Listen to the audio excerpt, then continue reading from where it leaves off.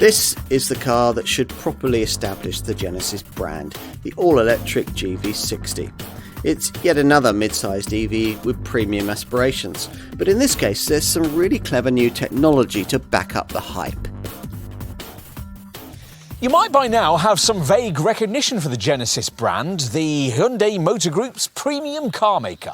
But it's probably quite unlikely that you can picture one of its products. The company needs a definitive model, and this is it, the GV60. Designed in South Korea, Germany and the USA and built at the group's huge Ulsan plant in South Korea, it's the Genesis brand's 6th European market model and its 3rd EV offering. The others are electric versions of the slightly larger GV70 crossover and the G80 large luxury saloon. The GV60, though, is the model that will sell in the numbers this aspirational marque needs for better European recognition. An initial salvo in the move to make all new Genesis models fully electric by 2025, prior to all its non-electric cars being phased out by 2030. This EV uses the engineering already seen in the Hyundai Ioniq 5 and the Kia EV6. So, eGMP platform, advanced 800-volt electrical architecture and a 77.4 kilowatt-hour battery pack. But this GV60 also has a few extra tricks up its sleeve, as you're going to see, in what is, as usual, the industry's most comprehensive review, the Car and Driving Road Test. The GV60 has all the right ingredients for a modern EV of this kind, primarily a sophisticated eGMP platform mated to advanced 800-volt electrical architecture, which means this is one of the few models in its segment to be able to use the new breed of ultra-fast 350 kilowatt public chargers. And a gutsy 77.4 kilowatt-hour battery, which allows for a competitive set of driving range figures.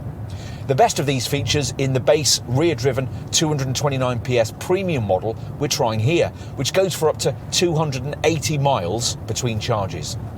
These can be accomplished to 80% in just 18 minutes using an ultra-fast charger, but will more typically take 7 hours and 20 minutes to 80% using an 11 kilowatt wall box at home. The pricier GV60 variants get an extra motor on the front axle, the resulting dual motor setup delivering all-wheel drive and a lot more power, 318 PS on the mid-range sport model, which has a 248-mile range. The real tech tricks, though, are saved for the top Sport Plus variant, which ups power to a potent 490 PS and goes 228 miles between charges.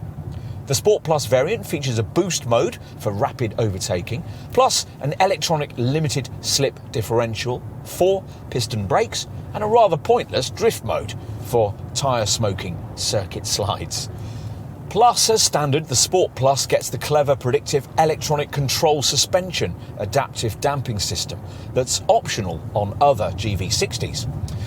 We think this base rear-driven premium version, though, gives you everything you really need, with lots of drive and regenerative braking modes, reasonable handling for a heavy 2-ton EV, and an exceptional cruising refinement.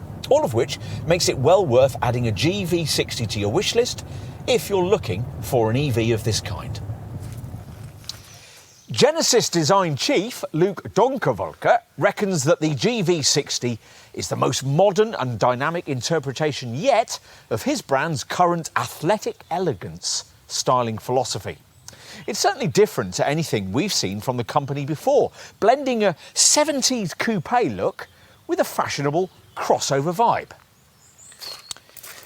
You see this most clearly from the side, where V-shaped vault-style window surrounds contribute towards a silhouette the brand thinks is reminiscent of a flash of electricity. The swept-back roofline, minimal overhangs and seamless surfacing combine to create an apparently compact footprint. Actually, the GV60 is only around 100mm shorter than the two similarly engineered EVs the Hyundai Motor Group developed alongside it, Kia's EV6 and the Hyundai Ioniq 5. Only from the front would you know this was a Genesis, thanks to the trademark quad lamp graphic. The marque's signature crest grille might be familiar too, though here it sits much further down than it does on the brand's combustion models. Will it be similarly avant-garde inside? Well, flush-fitting door handles that pop out on your approach suggest so, and as is the current fashion, there's a digital key feature so that the car can be programmed to unlock itself from your phone. And once you get in, you'll find it all quite different to anything you'll have experienced before, even in a Genesis. There's very much a feeling of innovation, mainly due to what the company calls this crystal sphere set into the floating centre console, an illuminating feature which rotates by 180 degrees when the car's ready to drive, revealing the silver circular shift-by-wire gear selector. Further up sits what the company calls its connected car integrated cockpit, a term which designates two identically sized 12.3-inch screens joined together in a single integrated panoramic display. The absence of need for a transmission tunnel delivers an area across cabin feel than you'd usually get on a car of this size. The high-set driving position gives you a commanding forward view out, and there's simply loads of storage space. We'd avoid the temptation to specify the pricey optional digital exterior mirror package, which replaces conventional door mirrors with little black stalks, relaying camera images to screens at the end of the dash on each side of the car. But we'd like to stretch to the surround sound Bang & Olufsen audio system upgrade we've been trying here.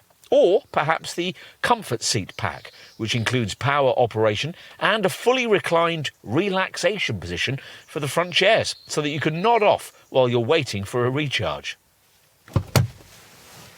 Right, time to take a look in the rear.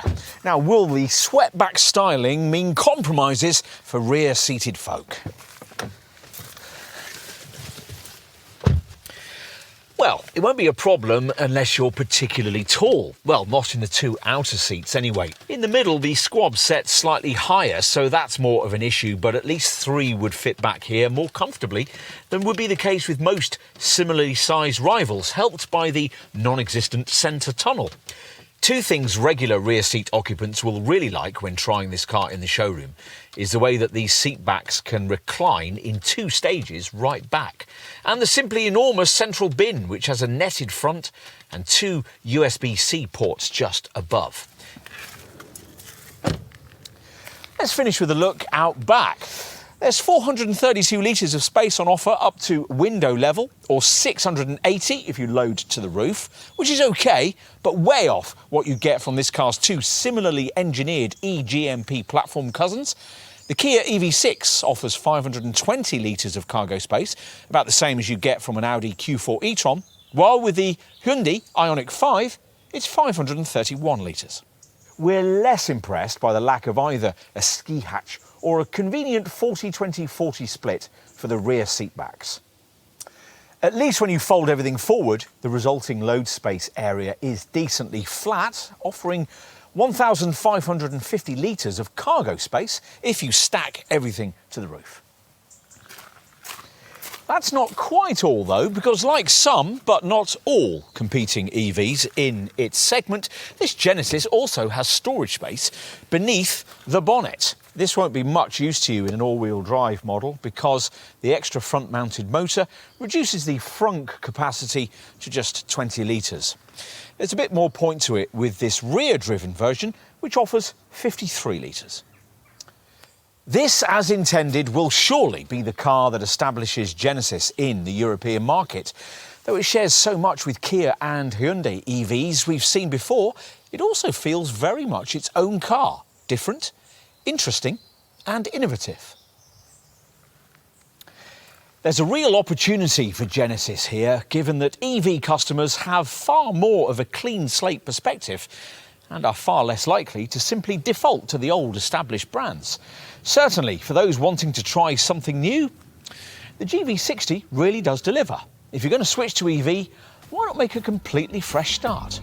This car provides exactly that.